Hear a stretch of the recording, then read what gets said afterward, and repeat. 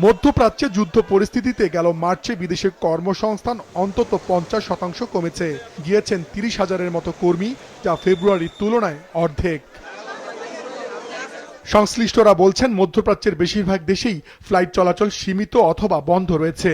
এরই মধ্যে 1,000-এর মতো ফ্লাইট বাতিল হওয়ায় আটকা পড়েছেন অনেকে। যুদ্ধ পরিস্থিতিতে পুরাতন কর্মীরা কাজ হারানোর ঝুঁকিতে আছেন।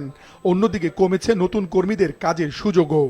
এই লম্বা সময়টা তো আমরা আমাদের মানুষ যেভাবে বাইরে যে কাজ করছিল একটা কন্টিনিউয়াস একটা প্রসেস ছিল, সেই প্রসেসের তো একটা ব্রেকডাউন এখানে হবেই। আর বড় ধরনের রেমিটেন্সটা আসে হলো যে আমার দেশের মানুষ যারা বাইরে কাজ করছে তাদের মাধ্যম থেকে। তো তারা যদি ওখানে না যেতে পারে, তারা যদি ওখানে চাকরি হারায়, তারা নতুন কর্মসংস্থান যদি তৈরি না হয়, তাহলে ডেফিনেটলি আমাদের রেমিটেন্সের উপর অবশ্যই আঘাত আসবে।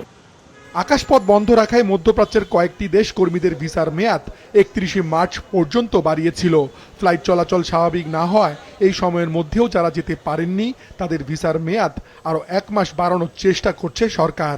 কন্টিনিউয়াস প্রসেস ওনারা কি কূটনৈতিকভাবে ওনারা সেটাকে আরো অগ্রাধিকার দিয়ে তারা কাজ করছে। যে সকল দেশের ভিসার মেয়াদ আরো বাড়ানো দরকার, সেগুলো আমরা ইতিমধ্যেই কূটনৈতিক তৎপরতা চলছে, সেই ভিসার মেয়াদও বাড়বে। দীর্ঘদিন ধরে বিদেশে অন্তত 80% কর্মীর কর্মসংস্থান হচ্ছে মধ্যপ্রাচ্যের দেশগুলোতে। সংকট কাটাতে বিকল্প কর্মসংস্থানের চেষ্টা চলছে বলে জানিয়েছেন প্রবাসী কল্যাণ প্রতিমন্ত্রী।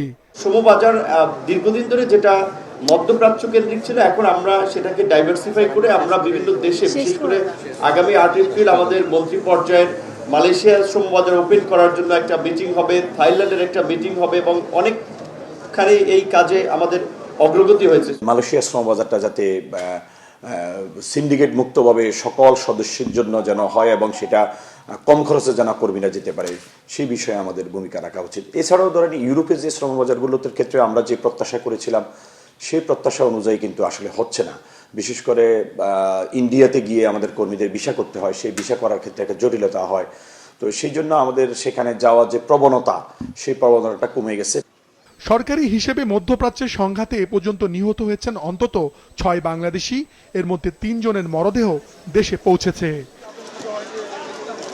মাশরুক রাহাত, মাছরাঙ্গা সংবাদ, ঢাকা।